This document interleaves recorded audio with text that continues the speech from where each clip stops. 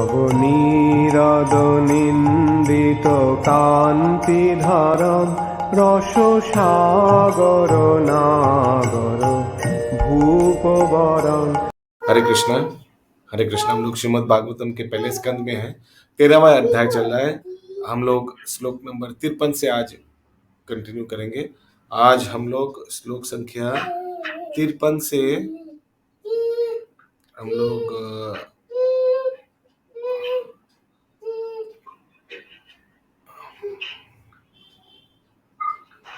एक बार 53 से 60 तक करेंगे। 53 to 60 श्लोक संख्या 53। हरे कृष्ण प्रभु जी, एक बार आप फोटो भी ले लीजिएगा पंकज प्रभु जी। क्या फोटो? अच्छा, अरे वीडियो कॉल, वीडियो फोटो जो होता है 3:30 से 3:45 बजे के बीच। यस ठीक है। लैपटॉप का मेरा कैमरा काम नहीं कर पा रहा है, मैं नहीं ले पाऊंगा।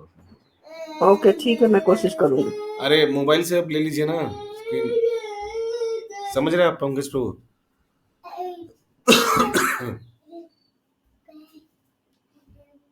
तो मोबाइल में सबका नहीं आएगा।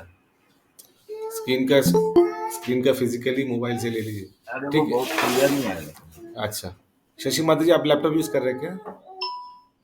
ओ जी, मैं तो बाहर में हूँ। अच्छा, और कोई लैपटॉप यूज कर रहा है? पंकज प्रभु आप ही को लेना पड़ेगा मोबाइल से लैपटॉप स्क्रीन। श्लोक संख्या 53।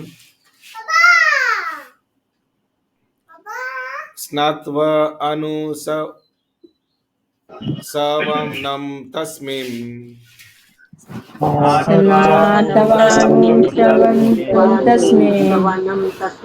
भूत्वा चाग्निं यथा विधि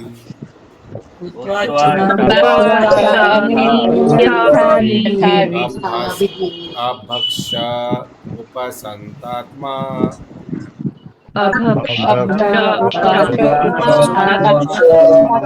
अस्ति विगते सनः।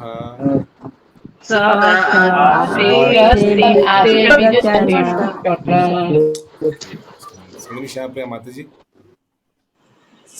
हरे कृष्णा प्रभु जी, दंडवत प्रणाम। हरे कृष्णा।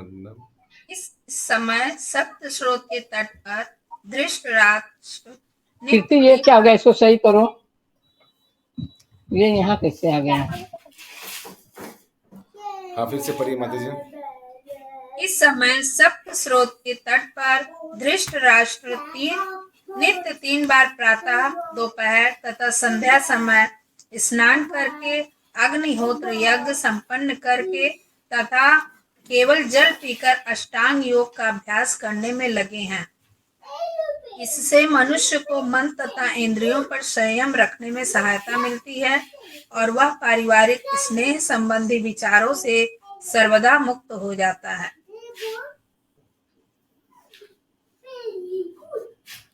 तात्पर्य? योग पद्धति इंद्रियों तथा मन को वश में करने तथा उन्हें पदार्थ से आत्मा की ओर मोड़ने का यांत्रिक विधि है। इसकी प्रारंभिक विधियां हैं आसन, ध्यान, आध्यात्मिक विचार, प्राणायाम, समाधि तथा परम पुरुष परमात्मा की ओर उन्मुख होना। इस तरह की यांत्रिक विधि से आध्यात्मिक पद पर ऊपर उठने के लिए कुछ विधान नियत किए गए हैं। दिन में 3 बार स्नान करना, जहां तक संभव हो उपवास करना, आसन मारकर मन को आध्यात्मिक विषयों में एकाग्र करना तथा इस प्रकार धीरे धीरे विषय अर्थात भौतिक ध्येय से मुक्त होना। कृष्णा प्रभु, इसको इधर यांत्रिक विधि क्यों बोला गया? योग पद्धति को मैकेनिकल वे, एक मैकेनिकल, क्योंकि रोज एक जैसा करना, इसलिए मैकेनिकल जैसा है ना। सुबह उठना, फिर जप करना, माने एक मैकेनिकल, एक सिस्टमैटाइज, एक डिसिप्लिन जैसा है, इसीलिए। Yes, continue. भौतिक जगत का अर्थ है भौतिक विषय में लिप्त होना, जो भ्रम मात्र है। घर, देश, परिवार, समाज, संतान, संपत्ति तथा व्यापार ये आत्मा के कतिपय आवरण है। योग बैकग्राउंड नॉइज आ गया माता जी, बैकग्राउंड नॉइज आ गया आपका, सांस का आवाज आ गया, उसको थोड़ा देख। पंखा ये आत्मा के कतिपय आवरण है। योग पद्धति इन मोहमय विचारों से मुक्त होने और क्रमशः परम पुरुष परमात्मा की ओर मुड़ने में सहायक होती है। भौतिक संगति तथा शिक्षा द्वारा हम व्यर्थ की वस्तुओं में केंद्रित होना सीखते हैं, लेकिन योग विधि ऐसी है जिससे हम इन्हें पूरी तरह भूल जाते हैं। आधुनिक तथा कथित योगी तथा योग पद्धतियां कुछ जादू जैसे करतब दिखाती हैं और अज्ञानी लोग ऐसी झूठी बातों के प्रति आकृष्ट हो जाते हैं अथवा स्थूल शरीर के लोगों को अच्छा के लिए इसे एक सस्ती विधि के रूप में मानते हैं, लेकिन वास्तव में योग पद्धति वह विधि है जिससे हमने अपने जीवन संघर्ष के दौरान जो कुछ सीखा है उसे हम भुला सके। धृतराष्ट्र आजीवन अपने पुत्रों के लिए पांडवों की संपत्ति छीनकर उनका जीवन स्तर ऊंचा करके पारिवारिक मामलों को सुधारने में व्यस्त रहे। नितांत भौतिकतावादी एवं आध्यात्मिक शक्ति के ज्ञान से रहित व्यक्ति के लिए यही सामान्य व्यापार है।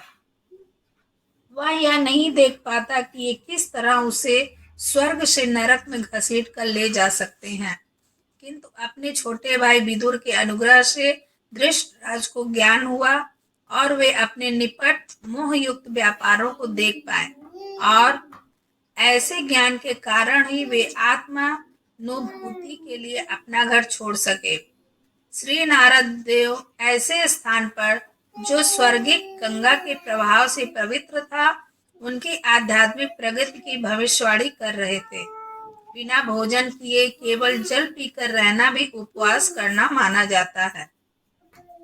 आध्यात्मिक ज्ञान प्राप्ति के लिए यह आवश्यक है। मूर्ख व्यक्ति विधि विधानों का पालन किए बिना सस्ता योगी बनना चाहता है।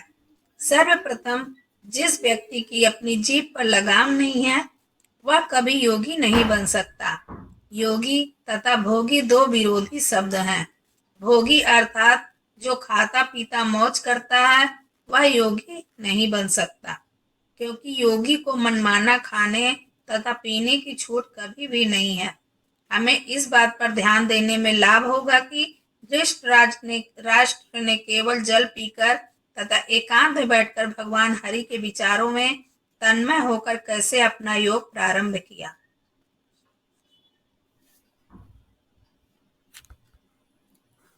Any question? जितासनो जिता स्वसः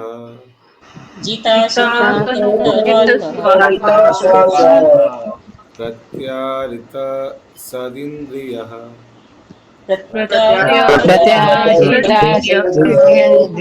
हरिभावनया द्रवस्त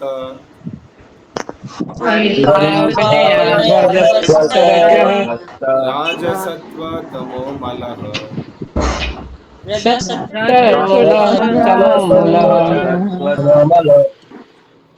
जिसने योगिक आसनों तथा श्वास लेने की विधि को वश में कर लिया है वह अपनी इंद्रियों को पूर्ण पुरुषोत्तम भगवान के प्रति मोड़कर अपने भौतिक प्रकृति के गुणों अर्थात सत्वगुण, रजोगुण तथा तमोगुण के कलमश के प्रति निर्लिप्त बन जाता है। तात्पर्य योग विधि की प्रारंभिक गतिविधियां हैं आसन, प्राणायाम, प्रत्याहार, ध्यान, धारणा। महाराज धृतराष्ट्र को इन प्रारंभिक कार्यों में सफलता प्राप्त करनी थी, क्योंकि वे पवित्र स्थान पर आसीन थे और एक लक्ष्य अर्थात हरि पर ध्यान लगाए हुए थे। इंद्रियां भगवान की सेवा में लगी थी। यह भी भक्त को भौतिक प्रकृति के तीनों गुणों के कलमश से मुक्ति दिलाने में सहायक माता जी होती है। हेडफोन यूज कीजिए, साउंड फ्लक्चुएट हो रहा है। हेडफोन यूज कीजिए, सामने रखिए। अभी प्रभु कुछ देर पढ़िए अरे फिर बता पाएंगे। यह विधि भक्त को भौतिक प्रकृति के 3 गुणों के कलमश से मुक्त दिलाने में सहायक होती है। जब भौतिक सतोगुण भी, जो कि सर्वोच्च गुण है, भव बंधन का कारण है, तो अन्य गुणों रज तथा तम के विषय में क्या कहा जाए। रज तथा तम गुणों में से भौतिक भोग की इच्छा बढ़ती है और प्रबल कामेच्छा से संपत्ति तथा शक्ति के संचय को बल मिलता है।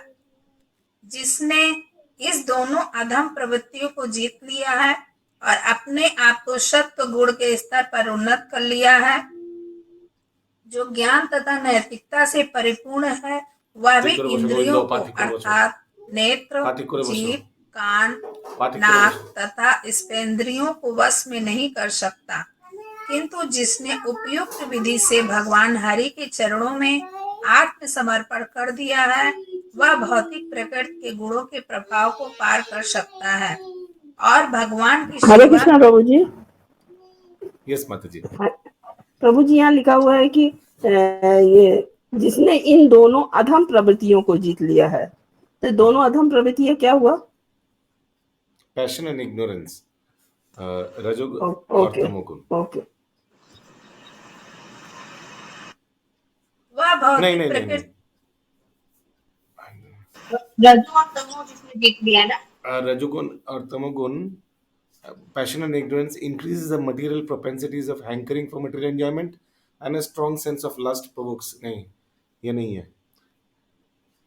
रजो और तमोगुण से द्वारा उत्पन्न इंक्रीज द मटेरियल प्रोपेंस हैंकरिंग, ये भौतिक भोग का वासना जो है वो एक नंबर है, और दूसरा है प्रबल कामेच्छा। प्रबल काम इच्छा। किस लिए? धन और शक्ति संचय करने का। लिखा हुआ है ना उस लाइन में, प्रीवियस लाइन में।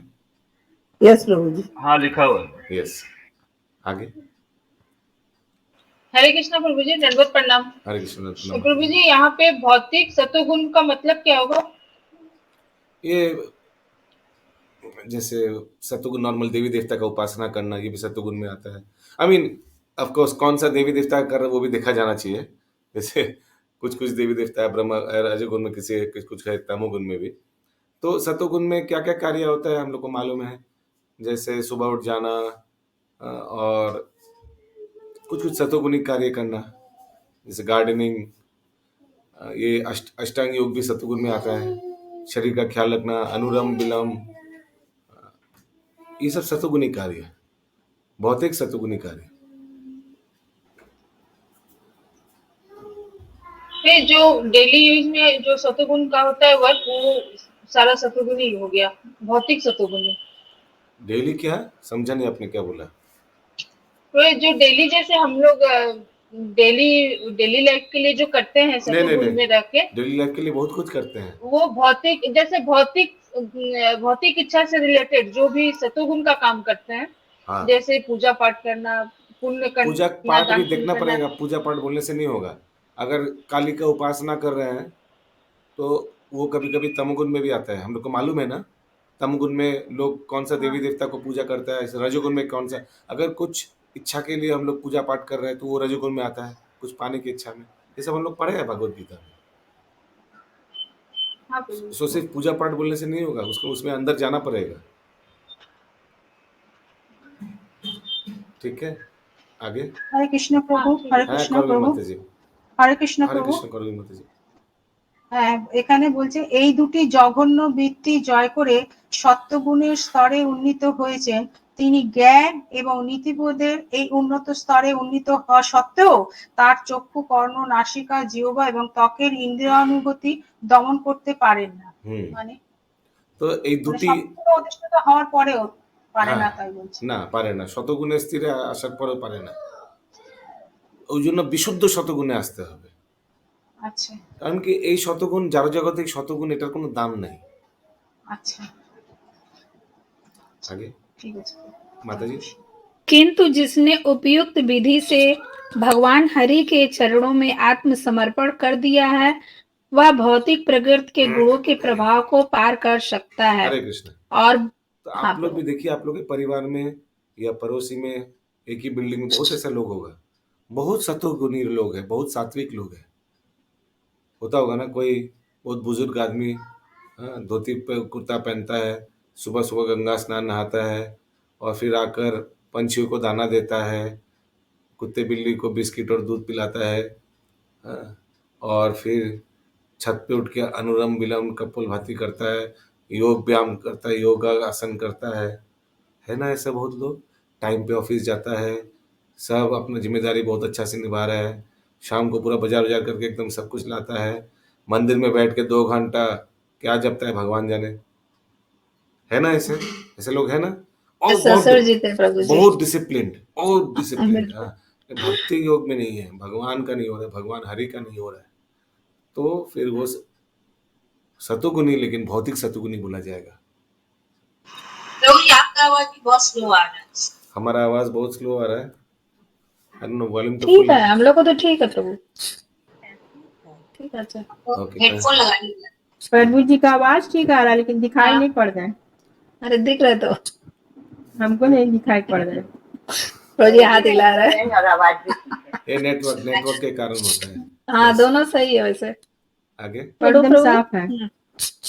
वह भौतिक प्रकृति के गुणों के प्रभाव को पार कर सकता है और भगवान की सेवा में स्थिर हो सकता है। अतएव भक्ति योग विधि इंद्रियों को सीधे भगवान की प्रेमामयी सेवा में लगाती है। इससे कर्ता भौतिक कार्यकलापों में नहीं लग पाता। इंद्रियों और भौतिक आसक्ति से मोड़कर भगवान की दिव्य प्रेमामयी सेवा में लगाने की यह विधि प्रत्याहार कहलाती है और यह सारी प्रक्रिया प्राणायाम कहलाती है, जिसका अंत समाधि में अर्थात सभी तरह से परमेश्वर हरि को प्रसन्न करने के लिए तन्मय रहने में होता है।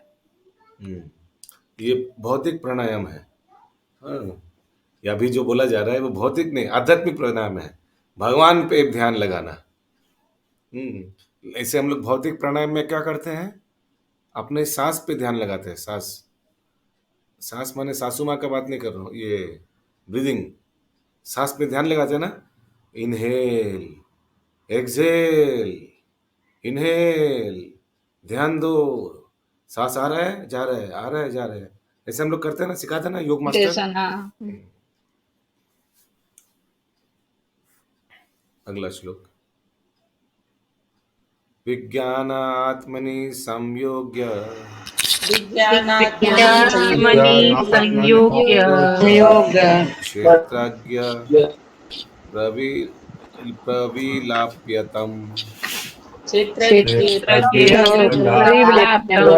ब्रह्मणि आत्मनम् आधारे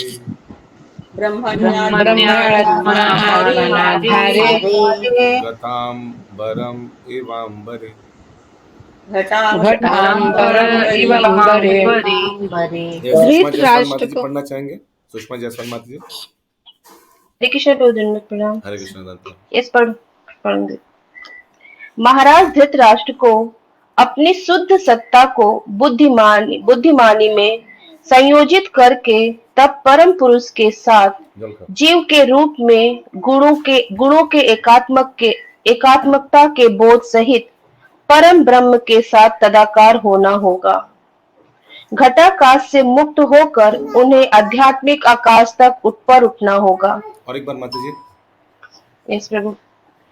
महाराज धृतराष्ट्र को शुद्ध सत्ता को बुद्धि में संयोजित करके तब परम पुरुष के साथ जीव के रूप में गुणों के एकात्मकता के बोध सहित परम ब्रह्म के साथ तदाकार होना होगा। घटाकाश से मुक्त होकर उन्हें आध्यात्मिक आकाश तक ऊपर उठना होगा। कौन सा योग पद्धति धृतराष्ट्र अपना रहे हैं? कौन सा योग? अष्टांग योग प्रभु जी। हाँ, करेक्ट। उसको ध्यान योग भी बोला जाता है कभी कभी। आगे तात्पर्य बोलो ना, ताकि बुझे बोलो, ওটা বুঝতে পারছি না। হ্যাঁ, তো ধৃতরাষ্ট্র ওনাকে কি করতে হবে সবগুলো লেখা আছে। বুদ্ধি এগুলো সব একদম ভগবানের মধ্যে লীন হয়ে যেতে হবে ধ্যানের দ্বারা। মানে এইভাবে করে ওনাকে এই জড়জাগতিক আকাশ থেকে আধ্যাত্মিক চিদাকাশে যেতে হবে।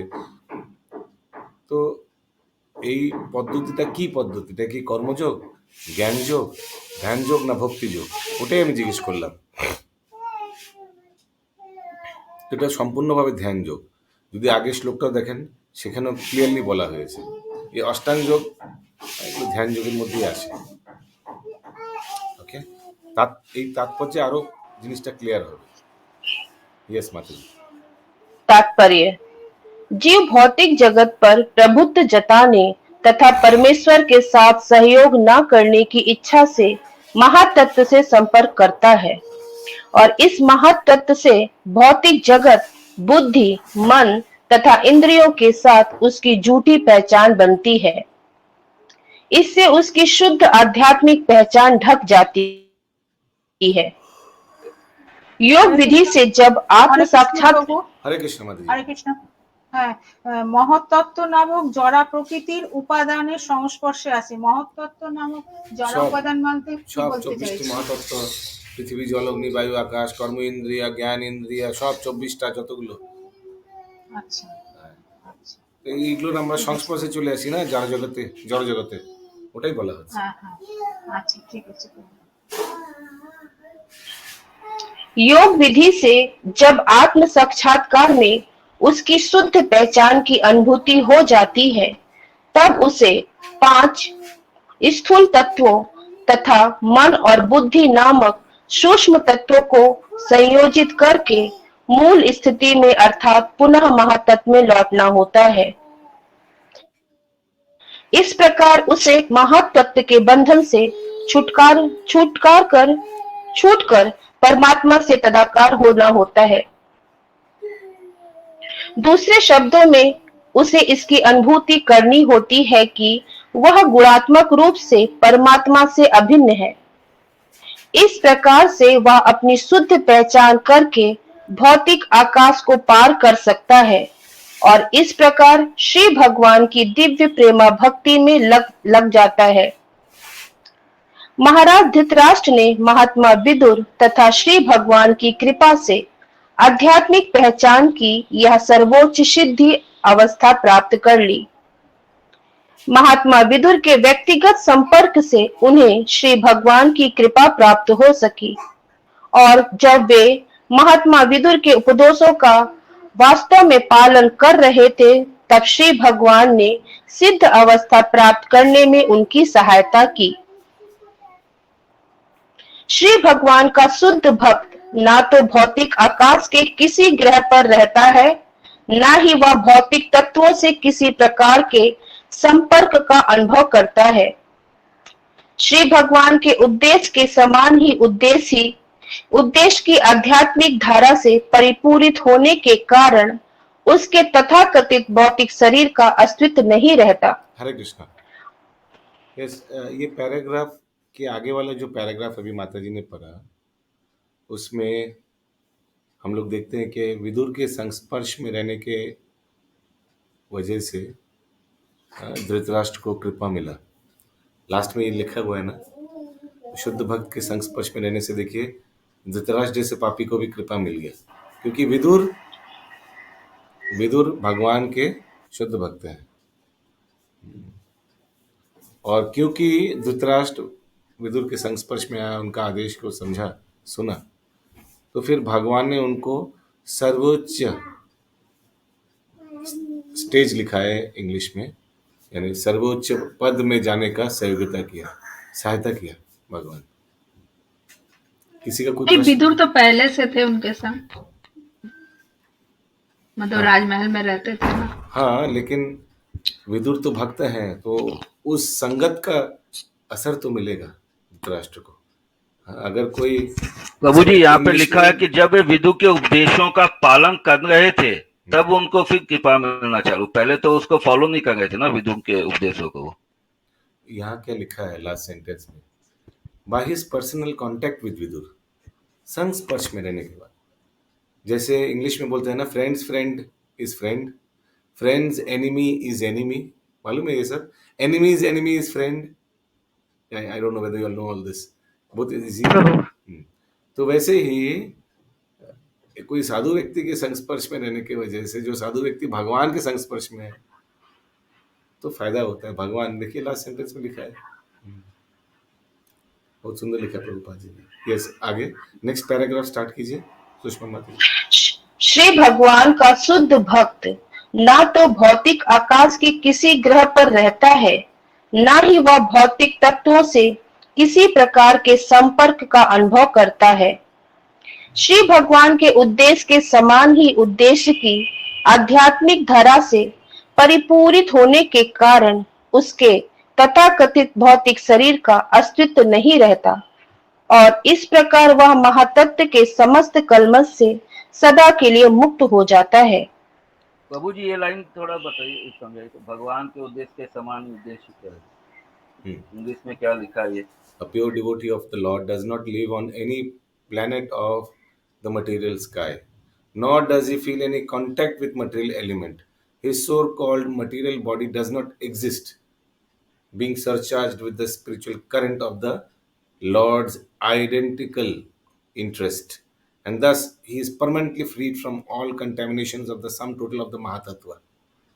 जितना भी कंटेमिनेशन है महातत्व का, उसको कोई इफेक्ट ही नहीं करता है, स्पर्श भी नहीं करता है जो शुद्ध भक्त है। क्यों? क्योंकि भगवान का जो योजना है उसका योजना से एकदम 100% मिलता जुलता है। आगे हरे कृष्ण को वाह! আরেকবার বলুন প্রভু আরেকবার শুদ্ধ বলুন ভক্ত জড় জগতে থেকেও থাকে না, জড় জগতের 24 মহাতত্ত্বের কোনো সংস্পর্শে থাকে না। কেন? কারণ কি ভগবানের যেটা যোজনা, যেটা ইচ্ছা, সেটাই তার ইচ্ছা। আচ্ছা ঠিক আছে হরে কৃষ্ণ। तो भगवान का इच्छा में ये तो फिर वो इसमें भक्ति मार्ग में आ गए क्या वो? फिर एकदम साधना करते यहाँ हुए शुद्ध वो भक्त का बात अष्टांग योग से भक्ति योग में आ गए। नहीं, अभी इस पैराग्राफ में अभी तक अष्टांग योग के बारे में नहीं बोल रहे। इस पैराग्राफ में जस्ट प्रभुपाद एक शुद्ध भक्त का स्टेटमेंट बोल रहे हैं। तो भगवान का क्या योजना है, कैसे जीवों को उद्धार किया जाए। शुद्ध भक्त का क्या योजना है, वही योजना है, कैसे अच्छा से भक्ति किया जाए, कैसे भक्ति को प्रचार किया जाए और सभी को उद्धार किया जाए। इसीलिए इंग्लिश में लिखा है spiritual current of the lords identical interest. Identical माने भगवान का जो इच्छा एकदम सेम, उसका भी वही इच्छा। यस सुषमा माता जी। प्रभु जी ये फर्स्ट पैरा में भी 2 लाइन हमको नहीं समझ में आ रहा है। ये 5th लाइन 4th लाइन से योग विधि को जब आत्म साक्षात्कार में उसकी शुद्ध पहचान की अनुभूति हो जाती है तो उसे 5 स्थूल तत्वों तथा मन और बुद्धि नामक सूक्ष्म तत्वों को संयोजित करके मूल स्थिति में अर्थात पूर्ण महत्व में लौटना होता है। तो ये बहुत पुराना, ऊपर कितना 1-2 पैराग्राफ ऊपर है ना। ऊपर वाला फर्स्ट पैराग्राफ का 4th लाइन से योग विधि। फर्स्ट पैराग्राफ में जाना पड़ेगा, एक सेकंड रुक जाइए। फर्स्ट पैराग्राफ इसी का ये जो अभी अब जो paragraph material world namely the mahattattva and from the mahattattva is false identity. हाँ, तो जो व्यक्ति है, आई मीन जो भक्त हैं, वो भगवान से कोऑपरेट करता है और जितना महातत्व है his false identity with the material world and from the Mahatattva his false identity with the material world intelligence. The living being by his desiring to lord it over the material world and declining to cooperate with the Supreme Lord contacts the sum total of the material world, namely the Mahatattva, and from the Mahatattva his false identity with the material world intelligence, mind and sense is developed. तो जीव जब भगवान के धाम से जड़ जगत में आते हैं तो वो ये 24 महातत्व के संस्पर्श में आता है और फिर उनका ये सूक्ष्म शरीर जन्म लेता है, यानी मन बुद्धि अहंकार, कलुषित मन, कलुषित बुद्धि और मिथ्या अहंकार। This covers spiritual identity. ये 3 जो चीज है सूक्ष्म शरीर में, ये जीव का अस्तित्व यानी जीवेरो स्वरूप है कृष्ण नित्यो दास, इसको ढक देता है बाय द योगिक प्रोसेस। लेकिन बाद में जब वो भक्ति योग का भक्ति योग अपनाते हैं हरि गुरु वैष्णव की कृपा से, फिर अपना जो ओरिजिनल पोजीशन है उसमें वापस जाता है वही व्यक्ति, फिर उसका आवरण हट जाता है, मिथ्या अहंकार सत्य अहंकार बन जाता है, मन बुद्धि कलुषित जो था वो शुद्ध मन और शुद्ध बुद्धि हो जाता है, यही बोला गया है।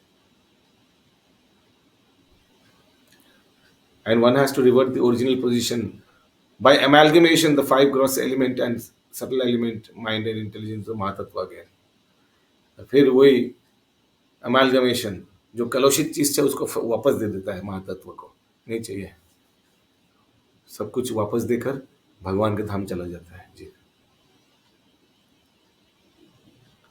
ठीक है, यस कंटिन्यू सुषमा जी। हरे कृष्ण बाबू। हरे कृष्ण। जीव बाई बोर्न आध्यात्मिक है। फिर से बोलिए। जीव जो है जब जन्म लेता है तो जन्म के साथ ही क्या वो आध्यात्मिक है? ये फिर उसके बाद में महातत्व के प्रभाव में आ जाता है। जन्म के साथ, जन्म तो एकदम फ्रेश बेबी है। जब ये आध्यात्मिक समझना पड़ेगा। मैंने ये ऊपर से नीचे वाला फेंका हुआ जीव का बात कह रहा है, पुनर्जन्म वाला जीव का बात नहीं कह रहा है। आप समझ रहे मैं क्या बोल रहा हूं? जो अब भी फ्रेश ऊपर से नीचे गिरा उसका बात किया जा रहा है, वो तो एकदम फ्रेश। सोल के बारे में बात होगा ना। हाँ। जीव माने सोल, नॉट बॉडी। नहीं, मैं क्या बोल रहा हूँ समझ रहे आप निमेश प्रभु? जिस जीव का भी जस्ट पतन हुआ भगवान के धाम से, उसका बात किया जा रहा है। जो जीव नीचे गिरा है और पुनर्जन्म ले रहा है इधर उधर भटकते भटकते, उसका बात नहीं किया जा रहा है। भगवान के धाम से जो गिर रहा है वो आध्यात्मिक है, वही मैं पूछ रहा हूं। हाँ, तो वो गिरा पहले 24 तत्व के संस्पर्श में आया, आने के बाद कलुषित हुआ, मन बुद्धि मिथ्या अहंकार जन्म लिया, सूक्ष्म शरीर जन्म लिया। ओके, जो जीव पुनर्जन्म ले रहा है उसका तो मन बुद्धि अहंकार ऑलरेडी है। वो तो एक माँ के गर्भ से दूसरा माँ के गर्भ में ट्रांसफर हो रहा है। ये ट्रांसफर वाला केस का बात नहीं किया जा रहा है, ये पतन वाला केस का बात किया जा रहा है। आई डोंट नो आप लोग मेरे साथ are we on the same page और नॉट? यस संगीत शाप्रिया माता जी। प्रभु जी जब ये बोल रहे था महत्तत्व, तो इसका क्या माया बोलेंगे या क्या बोलेंगे इसको? हाँ, माया बोलिए ना, 24 महातत्व है, माया बोलिए। अच्छा। जड़ जगत इस महातत्व से बना हुआ है। ओके, आगे। वह सदैव आध्यात्मिक आकाश में रहता है, जिसे वह अपनी भक्ति में सेवा के प्रभाव से 7 भौतिक आवरणों को भेद कर प्राप्त करता है। कौन सा 7? बद्ध जीव कौन सा 7 भौतिक आवरण? वही प्रभु जी, पृथ्वी जल अग्नि वायु वही सब वहां पे भी आवरण है। ये भी हो सकता है। और ऊपर जो 7 वाला प्लेनेट है, 7 को प्लेनेट है ना हमारे ऊपर, उसको भेद करके ऊपर जाते हैं ना, वो भी हो सकता है। नहीं तो भौतिक आवरण तो यूजुअली काम क्रोध लोभ मोह मद मात्सर्यता है। 6 प्रभु जी भौतिक आवरण को जो प्रभु जी मैप दिखाते हैं, इसमें 7 लेयर्स जो दिखा रहता है। हाँ, तो क्या 7 लेयर्स क्या क्या है?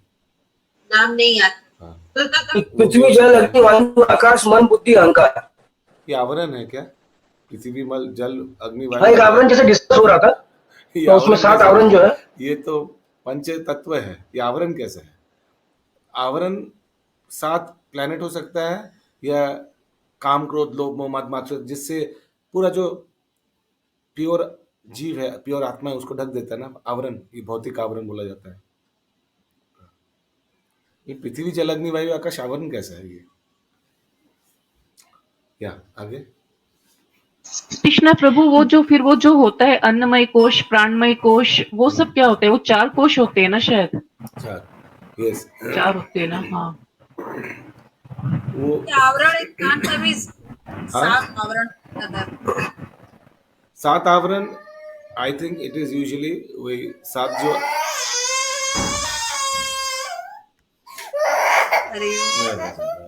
एक जैसे भगवतम में पिक्चर दिखाया जा रहा था ना, जैसे ब्रह्म ज्योति के पहले जो आवरण है सारे, उसके बारे में एक पिक्चर दिखाया जा रहा था जो हम लोग को भगवतम में जब ये डिस्कस चल रहा था, तो 7 आवरण में वैसे कुछ बताया जा रहा था, मेरे को ऐसे याद है जिस तरह।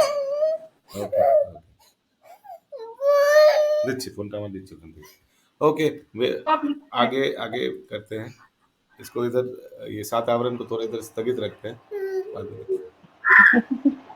ये पैराग्राफ हो गया या कुछ बाकी है? प्रभु एक लाइन बाकी है, मैं बस बोल देती हूँ। यस। बद्ध जीव इन आवरणों के भीतर रहते हैं, जबकि मुक्त जीव इनसे परे होते हैं। हरे कृष्णा। हरे कृष्णा प्रभु, मेरा एक प्रश्न था, अनुवाद से था, एक्चुअल में तात्पर्य में क्लियर नहीं हो पाया वो चीज। अनुवाद में पूछूं?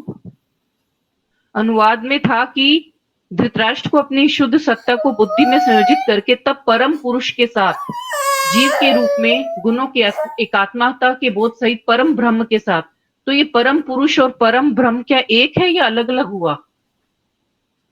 Dhritarashtra will have to amalgamate his pure identity with intelligence and then merge into the supreme being with knowledge of his qualitative oneness as a living entity with the supreme Brahman. Same है।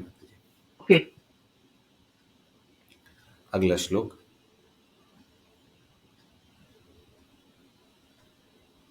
ध्वस्ता मया गुणोदार्को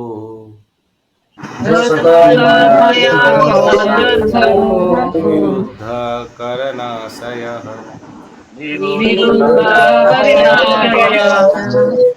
निवर्तित खिलधारा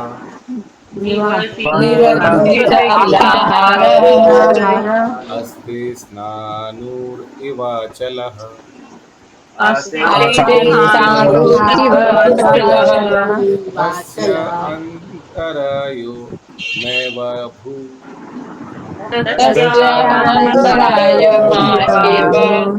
संन्यास्त किल कर्मणः।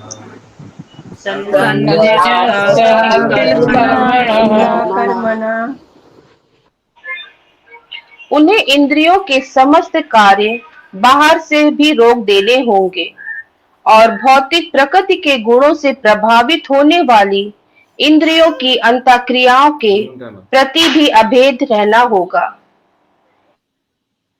इन समस्त भौतिक कार्यों का परित्याग करने पर वे अचल हो जाएंगे और मार्ग के समस्त अवरोधों को पार कर जाएंगे। और एक बार माता जी। उन्हें इंद्रियों के समस्त कार्य बाहर से भी रोक देने होंगे और भौतिक प्रकृति के गुणों से प्रभावित होने वाली इंद्रियों की अंतःक्रियाओं के प्रति भी अभेद्य रहना होगा। इन समस्त भौतिक कार्यों का परित्याग करने पर वे अचल हो जाएंगे और मार्ग के समस्त अवरोधों को पार कर जाएंगे। यस। किसी का कोई प्रश्न है अनुवाद में? कोई एक फ्रेज समझ नहीं आ रहा है?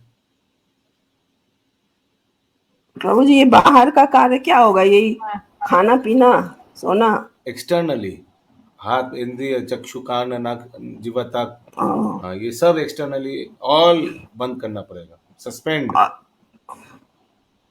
अंतर क्रिया के प्रति, हाँ, इनसाइड ऑल्सो। ये जो ध्यान योग में सांस को रोक देना, वो सब इनसाइड ऑल्सो, आउटसाइड एक्सटर्नली भी रोकना पड़ेगा। ये ध्यान योग के बारे में बोला जा रहा है। भक्ति योग में ये सब कुछ हम लोग रोकते नहीं है। भक्ति योग में सब खाना पीना सब चलते रह रहा है, लेकिन ये ध्यान योग में आप लोग को मालूम भी होगा, ध्रुव महाराज कैसे वायु को भी रोक के रखा था। हाँ, किया था ना। आगे तात्पर्य।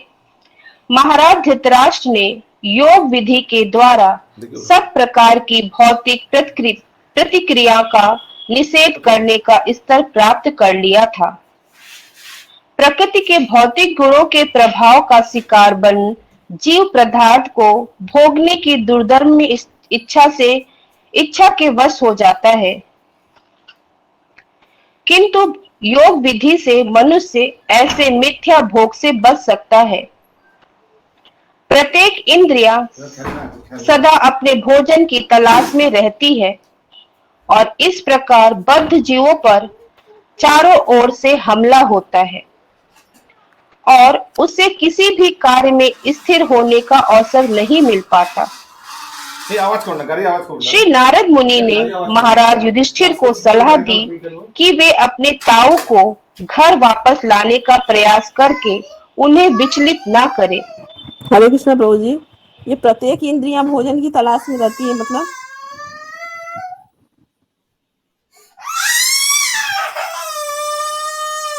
हरे कृष्णा। हाँ माता जी, देख रहे हैं।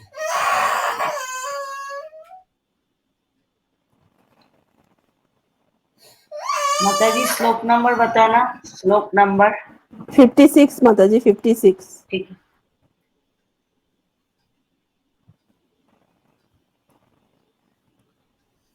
यानी देखिए, कर्म इंद्रिय, ज्ञान इंद्रिय सब पैसा कमाने और भोजन संग्रह करने के पीछे लगा रहता है ना। हर एक इंद्रिय मन ऐसा नहीं कि चक्षु कर्ण नाक इसका जीव तक, इनफैक्ट हमारे जो हाथ पैर, हम लोग का जो कार्य है सब इसलिए है ना, भोजन, searching for its food. In English में लिखा है, every sense is always busy in searching for its food and दस द कंडीशन सोल। आस्ते आस्ते सो भौतिक जितना भी हम लोग इंद्रिय है, सब हम लोग कैसे और ज़्यादा पैसा कमाएं और ज़्यादा खाना संग्रह करें, इसी के बारे में सोचते हैं, इसी के बारे में हम लोग लगा है, उसी के बारे में बोला जा रहा है। ओके, कृष्णा प्रभु गोविंदो इतना रो रहा है, पहले आप उसको देख लीजिए ना। पंकज प्रभु क्लास कंटिन्यू कर लेंगे अगर वो सोएगा नहीं, वो ऐसे ही खिटखिट करेगा, दोपहर को सोता नहीं खांसी आ रहा है ना उसको एक्चुअल में बहुत। गाड़ी खेलेगा। प्रभु जी लोग से बात कराइए प्रभु जी। लुकिंग फॉर सेंस ऑब्जेक्ट, ऐसे কথা বলবো, गुस्सा हो गया। हाँ। हरे कृष्णा गोविंदो, हरे कृष्णा, हरे कृष्णा, हरे कृष्णा गोविंदो। गोविंदो।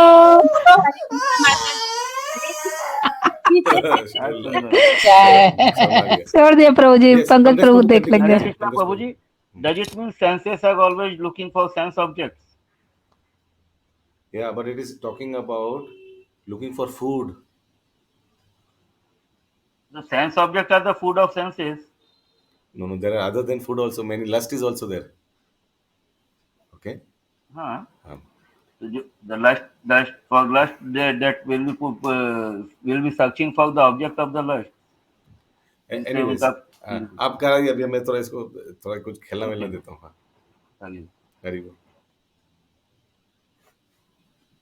कहाँ से कंटिन्यू करना है अभी?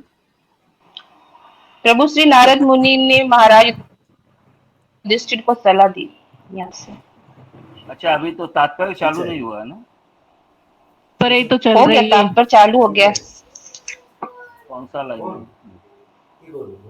प्रत्येक इंद्रियां सदा अपनी श्री भोजन की तलाश में रहती है, हाँ, ठीक इसी है। को समझाइए प्रभु जी। प्रत्येक इंद्रियां अपने भोजन की तलाश में रहती है।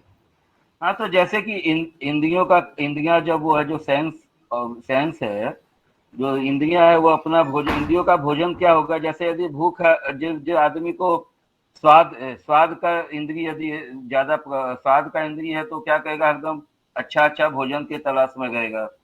उसी तरह से और भी जो भी कामना वासना है तो वो जिनसे पूर्ण होने वाली है, उस तरह की वस्तुओं की तलाश में इंद्रियां लगी रहती है। धनी जिसको धन का लालच है, वो कैसे धन का, संपत्ति का, उसका तलाश में लगा रहेगा। तो ये सारे इंद्रिय विषय हैं, इनकी तलाश में इंद्रियां लगी रहेगी। मेरे को तो यही समझ में आ रहा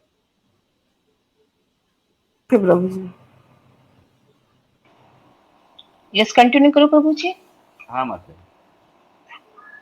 श्री नारद मुनि ने महाराज युधिष्ठिर को सलाह दी कि वे अपने ताऊ को घर वापस लाने का प्रयास करके उन्हें विचलित न करें।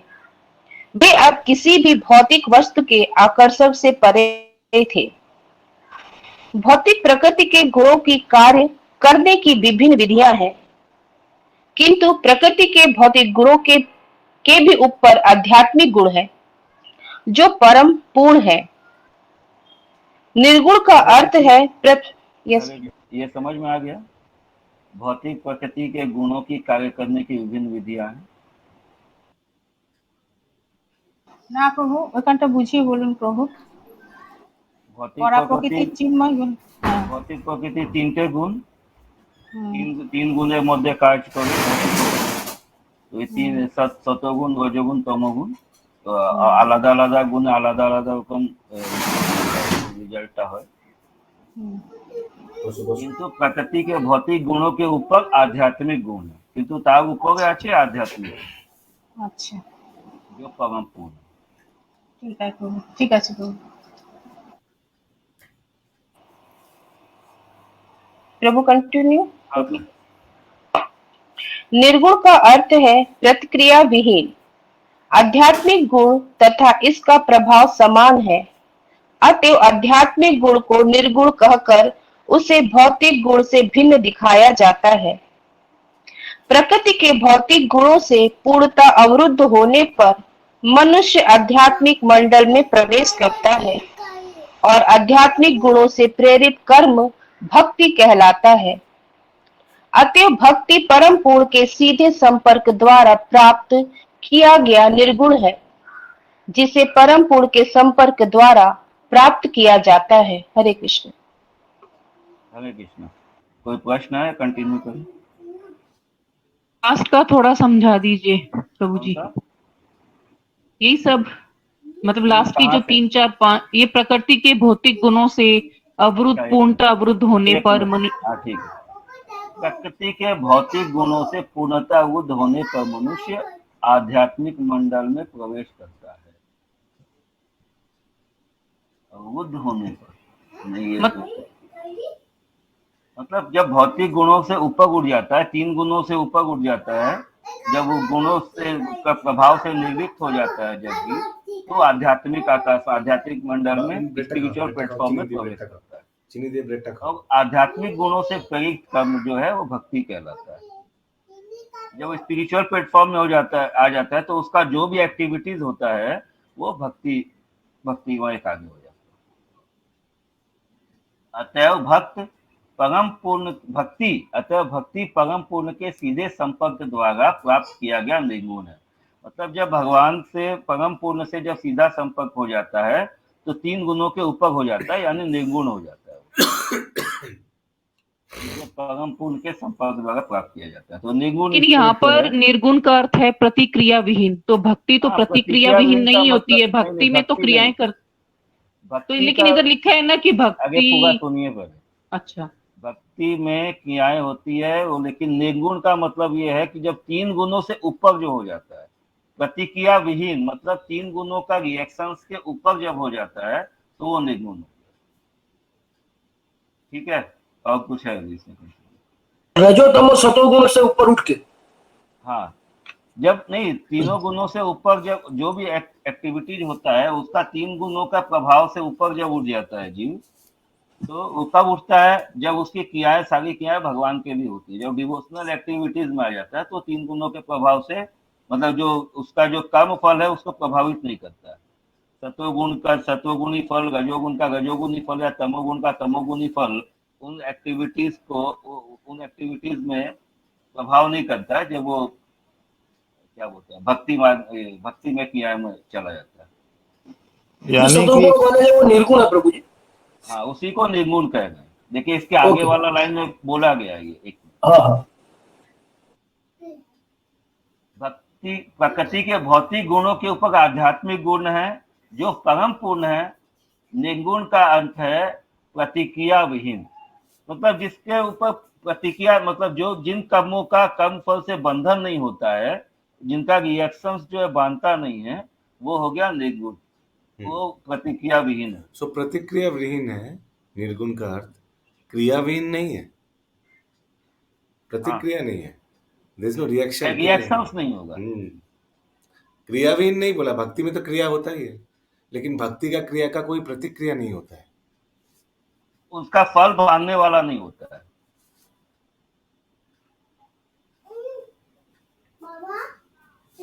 यानी कि प्रभु अगर कोई कुछ कहता है तो उस पर वो प्रतिबिंबित नहीं होता है, यानी गुस्सा भी नहीं आता है, लालच भी नहीं आता है, इत्यादि इत्यादि।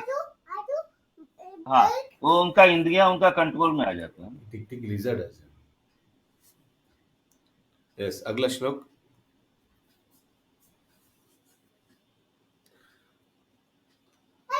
सवा अद्यतनाद्राजन्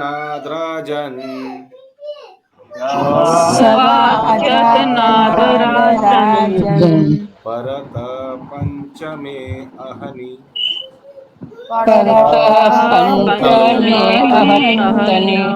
कलेवरं हस्यति स्वम्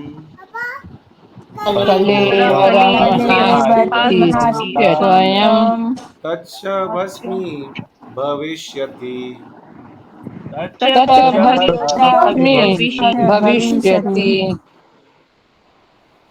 हे राजन, हो सकता है कि वे आज से 5वें दिन अपना शरीर छोड़ देंगे और उनका शरीर राख हो जाएगा।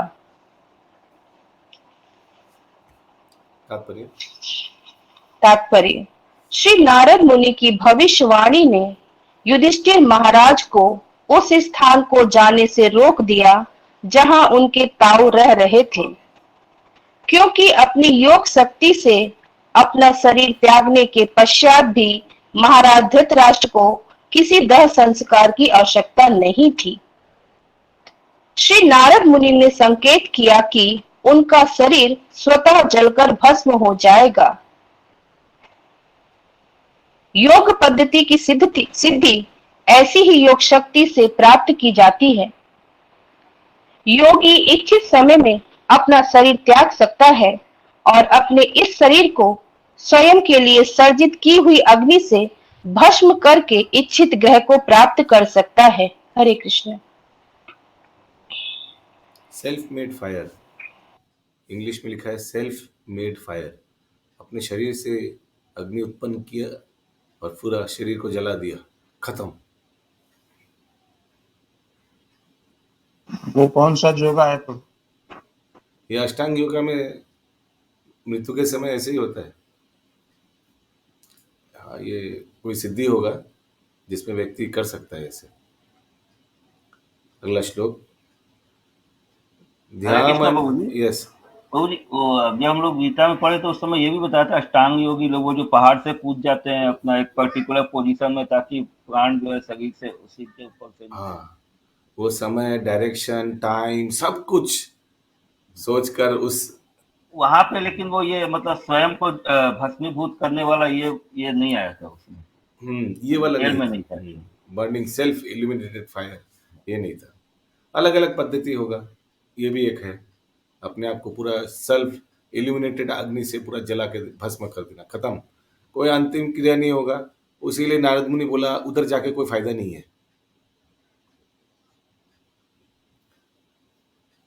ध्यामने अग्निभिर्देहे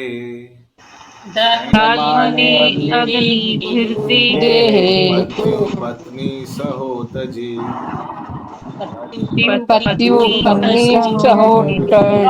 बाहि स्थिति पतिं साध्वी तमग्निम् अनुवेक्ष्यति।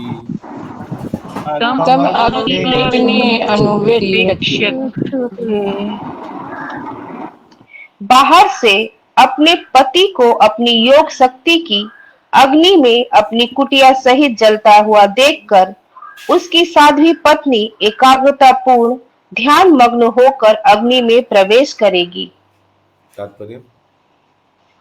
तात्पर्य, गंधारी एक आदर्श सती नारी थी। वे अपने पति की जीवन संगनी थी।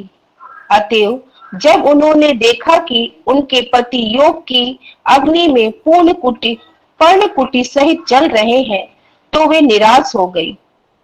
उन्होंने अपने 100 पुत्र खोने के पश्चात घर छोड़ दिया था और अब जंगल में अपने अत्यंत प्रिय पति को भी जलते हुए देख रही थी। अब वे वास्तव में अकेली अनुभव कर रही थी। अतएव उन्होंने भी अपने पति की अग्नि में प्रवेश कर पति का अनुगमन करते हुए देह त्याग किया।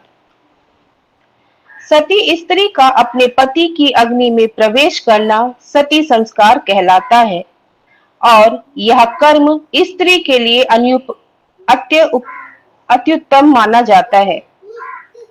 बाद के युग में यह सती प्रथा अत्यंत घृणित आपराधिक कृत्य बन गई, क्योंकि यह प्रथा अनिश्चित स्त्री पर भी थोपी जाने लगी। इस पतित युग में किसी भी स्त्री के लिए गंधारी तथा अन्य व्यक्तियों के समान सती संस्कार का शुद्ध विधि से पालन करना संभव नहीं है। गंधारी जैसी सती नारी को पति का वियोग वास्तविक अग्नि से अधिक दहक प्रतीत होता था। ऐसी नारी स्वेच्छा से सती धर्म का पालन कर सकती है, किंतु किसी भी द्वारा बल प्रयोग नहीं किया जाता। जब यह प्रथा औपचारिकता बन गई, तो इस नियम का पालन कराने हेतु नारी पर बल प्रयोग किया जाने लगा। तब यह सचमुच अपराधपूर्ण बन गई। अतएव राज नियम द्वारा इसे बंद कराना पड़ा। श्री नारद मुनि की इस भविष्यवाणी ने महाराज युधिष्ठिर को अपनी विधवा ताई के पास जाने से रोक दिया। हरे कृष्ण। विदुरस्तु तद आश्चर्यम्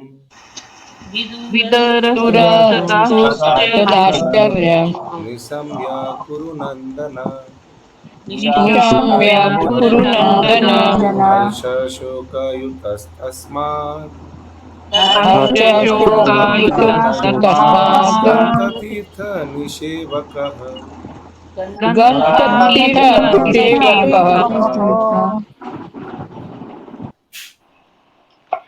तब हर्ष तथा शोक से अभिभूत होकर महात्मा विदुर उस पवित्र स्थान से चले जाएंगे।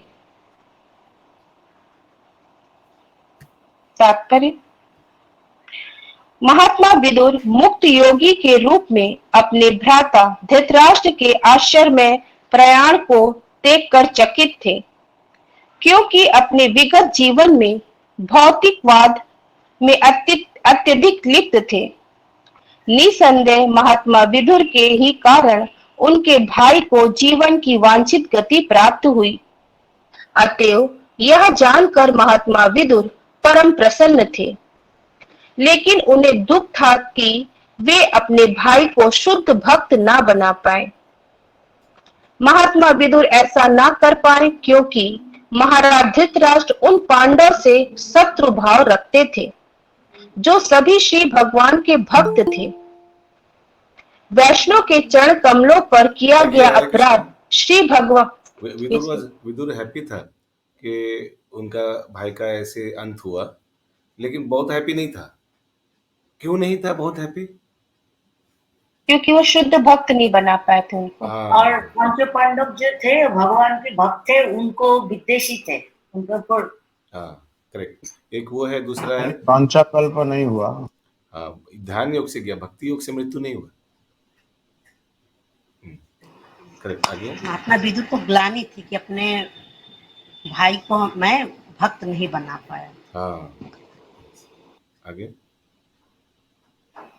वैष्णव के चरण कमलों पर किया गया अपराध श्री भगवान के चरण कमलों पर किए गए अपराध से अधिक घातक होता है।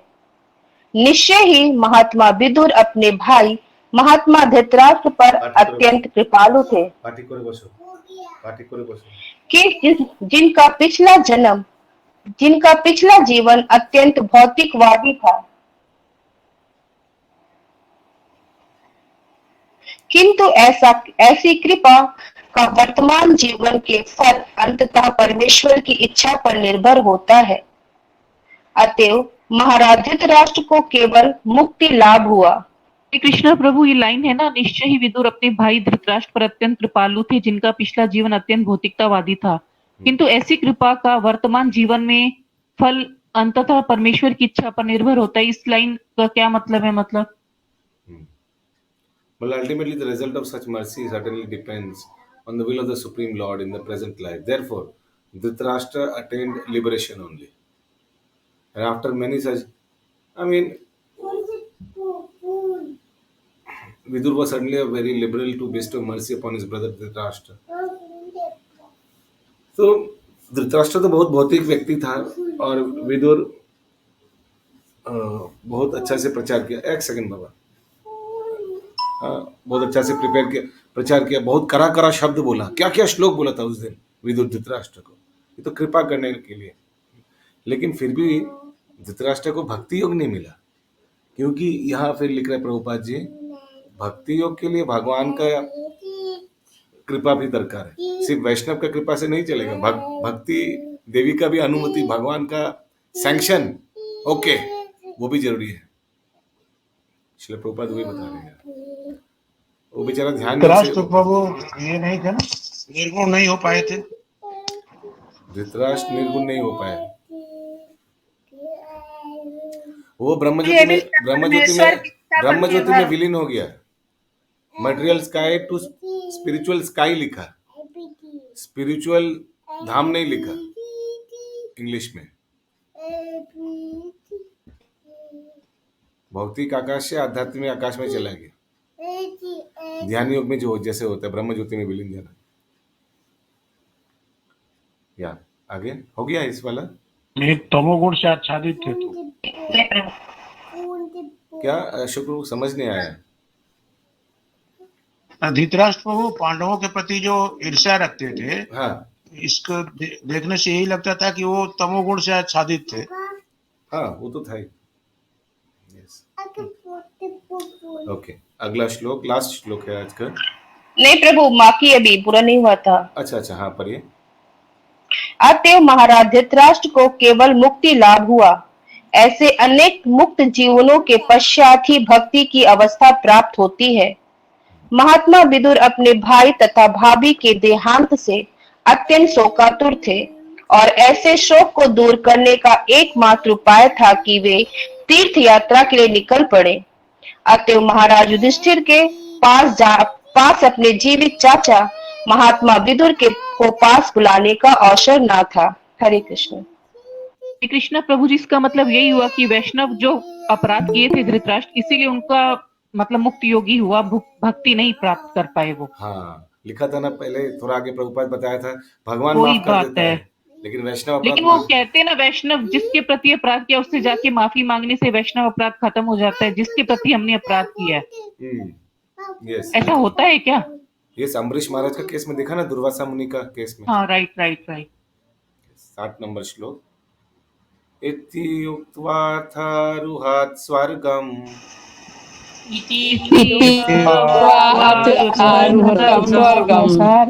नारदा सह तुम्बुरुः युधिष्ठिरो वचस्तस्य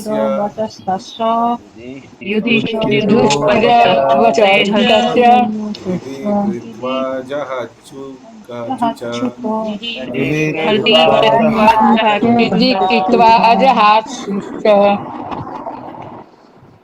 ऐसा कहकर महर्षि नारद ने अपनी वीणा सहित अंतरिक्ष में आरोहण किया।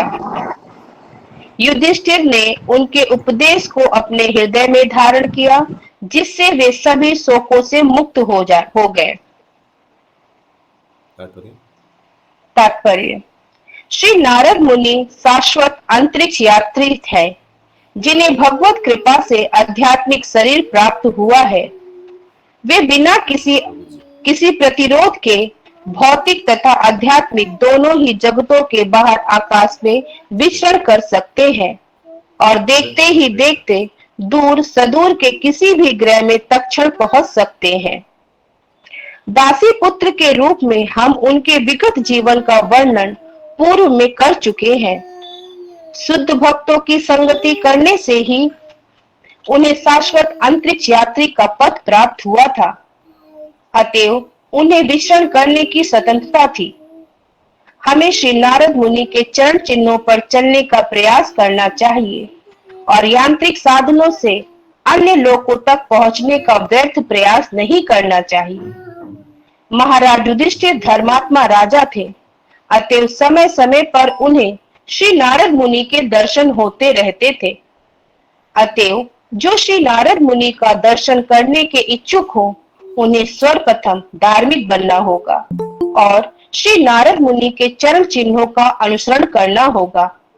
इस प्रकार श्रीमद् भागवतम के प्रथम स्कंद के अंतर्गत धृतराष्ट्र द्वारा गृह त्याग नामक 13वें अध्याय के भक्ति वेदांत तात्पर्य पूर्ण हुए। श्रील प्रभुपाद की जय।